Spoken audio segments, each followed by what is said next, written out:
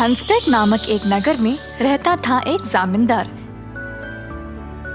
जिसके पास थे कई एकड़ों की जमीन। जमीन को घेरा होने के कारण उसने कभी भी उधर पहरेदार रखना जरूरी नहीं समझा।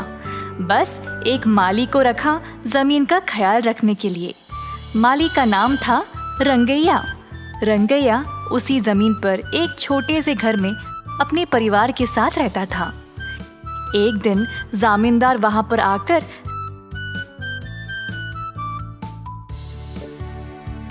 रंगैया से पूछने लगा कि काम कैसे चल रहा था। हम इस जमीन पर एक बड़ा सा बंगला बनाने वाले हैं। तुम्हें नजर रखना पड़ेगा कि सारा काम ठीक से चल रहा है कि या नहीं। सच में सर जी, ठीक है। ऐसा कहकर जमींदार अपनी घोड़ा गाड़ी में चला गया। रंगैया तुरंत घर गया अपनी पत्नी को ये खबर देने के लिए। इतने सालों से आपने जमींदार जी के लिए कितना काम किया है, पर उन्होंने आपको कभी बदले में कुछ भी पैसे नहीं दिए हैं।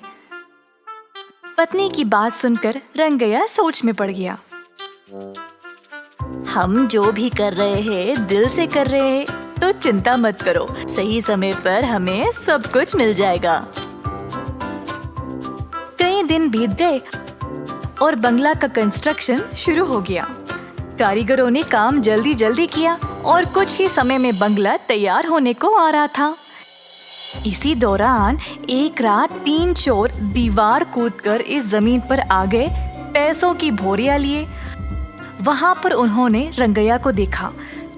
चोरी छुपे तीनों उस बंगले के अंदर घुस गए जिस पर काम चल रहा था। हे, हम इतने भारी बोरियां इतनी दूर तक कैसे ले जाएंगे? क्यों ना हम यहीं कहीं इन पैसों को गाड़ दे और कोई निशानी रख दे। हाँ, ये ठीक रहेगा और किसी को शक भी नहीं होगा कि इधर हमने पैसे छुपाए हैं। पर हम यहाँ कहाँ गाड़ेंगे?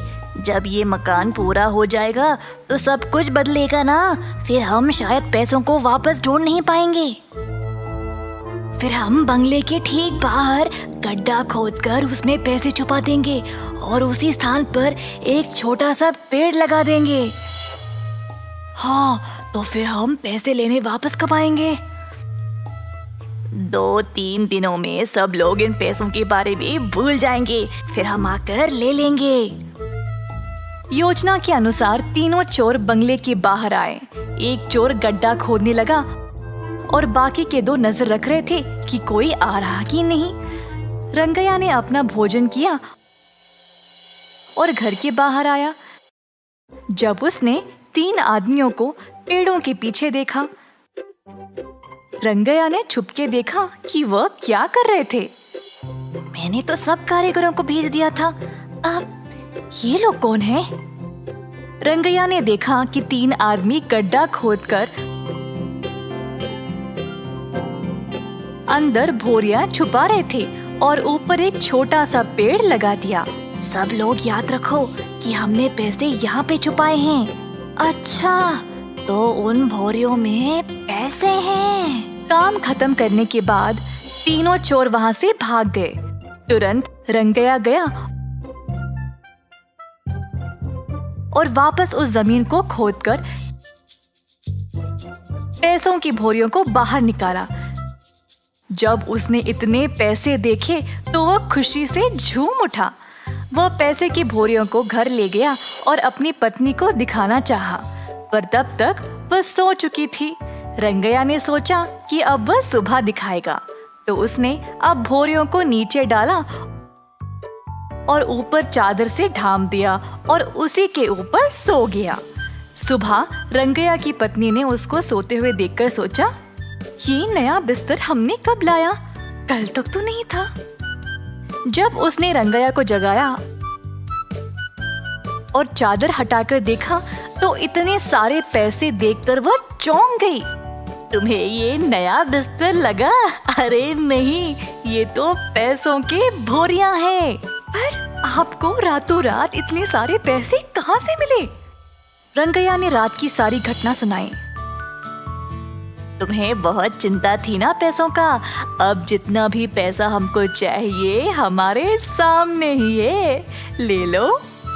ये आप क्या बोल रहे हो? मुझे लगा हम मेहनत से कमाएंगे, पर आप ये सोच भी कैसे सकते हैं कि मैं उन पैसों के साथ खुश रहूंगी जो हमारा है भी नहीं।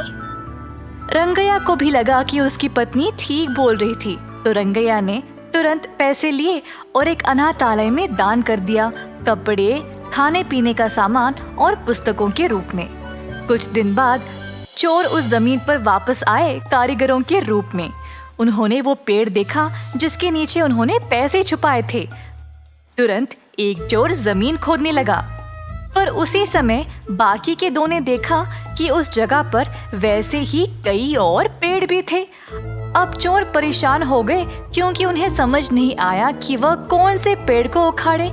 बिना कुछ कर पाए तीनों निराश होकर चले गए। इसी दौरान रंगैया ने अपनी पत्नी को बोला कि उसने सब कुछ दान कर दिया।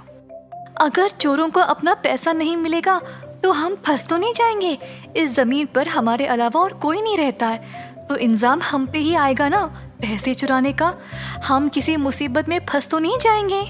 हम पर इल्जाम लगाने के लिए उनके पास कोई कारण नहीं होगा। मैंने वही पेड़ जैसा और कई पेड़ उस जगह लगा दिए। अब इसकी वजह से चोरों को पता ही नहीं चलेगा कि पैसे उन्होंने कौन से वाले पेड़ के नीचे छुपाया था। अब हर एक पेड़ तो उखाड़ते नहीं फिरेंगे ना वो चोर। इस कहानी में हम ये देखते हैं कि चोरी के पैसे खुद के पास रखने से बेहतर है कि हम उसको दान कर दें। यही एक अच्छी सोच होगी।